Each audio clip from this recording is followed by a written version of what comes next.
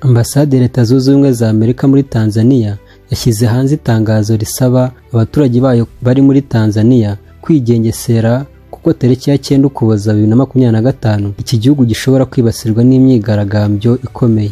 Iri tangazo ryashyizwe hanze mu gitondo cyo kuri uyu wa mbere rivuga ko hari imyigaragambyo ikomeje gutegurwa n'abatavuga rumwe na guverinoma ku itariki ya 9 Ukuboza. Gusa ibikorwa by'imyigaragambyo bishobora gutangira mbere y'iyo tariki. Ambasade ya Amerika ntiyigeze itangaza abategura iyo myigaragambyo, gusa yaburiye abategura kuza muri Tanzania mu minsi iri imbere ko bashobora guhura n'imbogamizi zikomeye z'urugendo.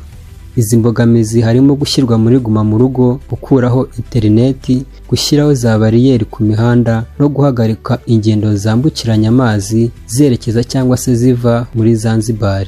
Yavuze ko indege mpuzamahanga zishobora guhagarikwa igihe ibintu bikomeje kumera nabi.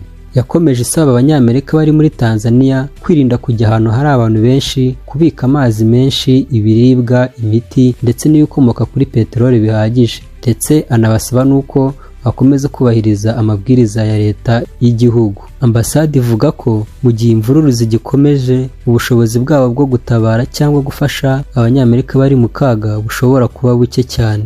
Ni mu gihe iyi myigaragambyo yaba ikurikiye yabaye ku itariki 29 Nzeri kugeza ku ya 4 Ukwakira, ahanini bitewe no kutishimira uburyo abatavuga rumwe n'ubutegetsi babujijwe kwiyamamaza mu matora y'umukuru w'igihugu. Ni amatora yegukanywe na Samia Suluhu Hassan wari usanzwe ayoboye icyo gihugu. Gusa abasesenguzi muri politiki bagaragaza ko agiye kurwana urugamba rukomeye rwo gusubiza igihugu ku murongo mu ngeri zose.